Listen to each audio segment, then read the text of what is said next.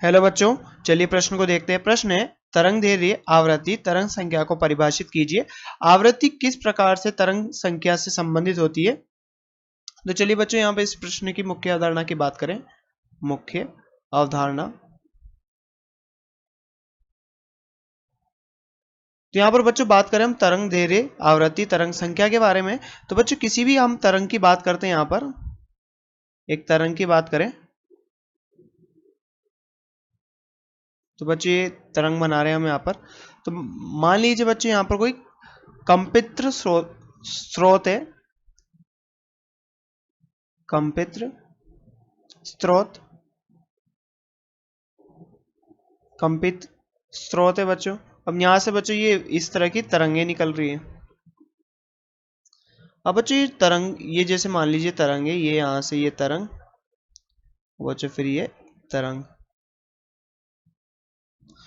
तो बच्चों यहाँ पर ये क्या है? श्रृंग है, श्रृंग या फिर टिप बोल सकते हैं बच्चों यहाँ पर, श्रृंग। और ये क्या है बच्चों? गर्त है, गर्त। तो बच्चों हम यह कह सकते हैं कि किसी भी तरंग में दो श्रृंगों या दो गर्तों के मध्य की दूरी को बच्चों हम क्या कहते हैं? तरंग दैर्ध्य। तो ये क्या है बच्चों? तरंग दैर्ध्य। और बच्चों बात करें इस तरंग दैर्ध्य का, ये जो है यहाँ पर आयाम है, जिसे ऐसे निरूपित करते हैं, ये क्या? तरंग दैर्ध्य। और बच्चों ये क्या है? आयाम, आयाम। तो बच्चों यहाँ पर ये दे रखा है। अब बच्चों बात करें यहाँ से आगे, यहाँ पर इस जगह इस दिशा में तरंग बढ़ रही है। अब बात करें बच्चों किसी आवृत्ति की, तो आवृत्ति क्या होता है? एक बच्चों एक निश्चित क्षेत्र होता है। मान लीजिए इस क्षेत्र में बात करें तो इस क्षेत्र में जितनी ज्यादा तरंगों की संख्या होगी और जितनी तरंगों की संख्या होगी वही उसकी आवृत्ति होती है बच्चों, प्रति सेकंड में। तो आवृत्ति को हम और क्या बोल सकते हैं बच्चों? किसी बिंदु से एक सेकंड में गुजरने वाली तरंगों की संख्या क्या होता है बच्चों? आवृत्ति होता है। और तरंग दैर्ध्य को हमने क्या समझा बच्चों?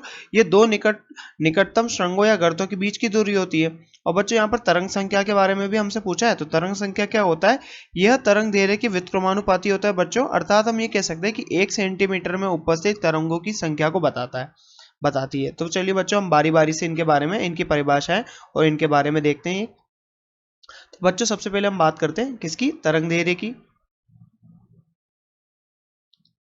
तरंग दैर्ध्य। तो बच्चों तरंग दैर्ध्य की क्या परिभाषा होती है? तरंग दैर्ध्य यह दो निकटतम निकटतम निकटतम श्रृंगों या गर्त के बीच की दूरी। बच्चों बात करें यहाँ पर, इसको हम लेमडा से व्यक्त करते हैं। बच्चों हमसे दूसरा पूछा गया था आवृत्ति। तो आवृत्ति क्या होता है बच्चों? आवृत्ति किसी बिंदु से एक सेकंड में बच्चों गुजरने वाली तरंगों की संख्या बच्चों तरंग आवृत्ति कहलाती है। किसी बिंदु से एक सेकंड में गुजरने वाली तरंगों की संख्या, गुजरने वाली तरंगों की संख्या क्या कहलाती है बच्चों? तरंग आवृत्ति कहलाती है। और इसे बच्चों हम किससे व्यक्त करते हैं बच्चों? न्यू से व्यक्त करते हैं। न्यू, इसे क्या बोलते हैं बच्चों? न्यू। हम इसे न्यू से व्यक्त करते हैं। और बच्चों यहाँ पर तरंग दैर्ध्य की जो इकाई होती है वो क्या होती है? मीटर होती है, मीटर। और आवृत्ति की इकाई क्या होती है बच्चों?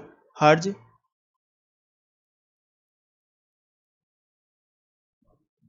या प्रति सेकंड, प्रति सेकंड।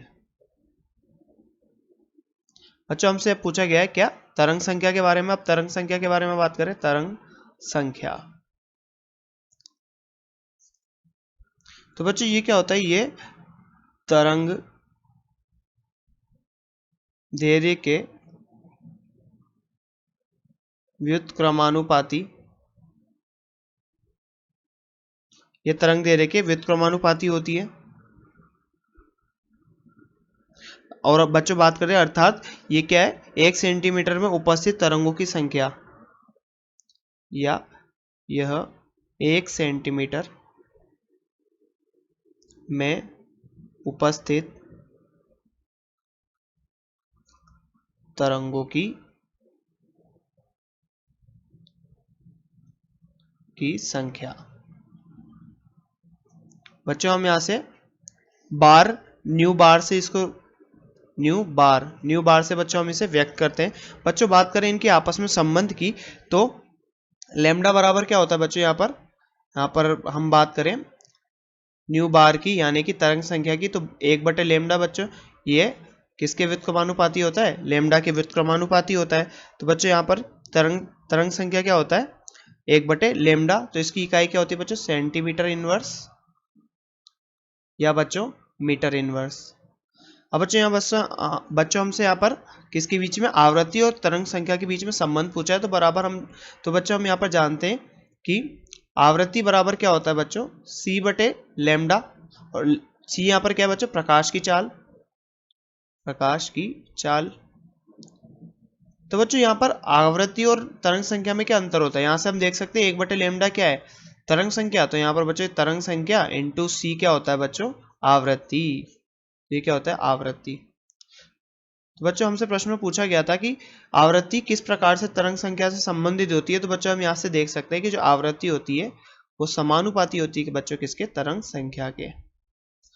तो बच्चों जैसा कि हमसे प्रश्न में पूछा तरंग दैर्ध्य, आवृत्ति तथा तरंग संख्या को परिभाषित कीजिए, तो बच्चों हमने यहाँ पर इसको परिभाषित किया और आवृत्ति और तरंग संख्या के बीच में संबंध भी स्थापित किया। तो आशा करते हैं आपको प्रश्न समझ में आया होगा। धन्यवाद।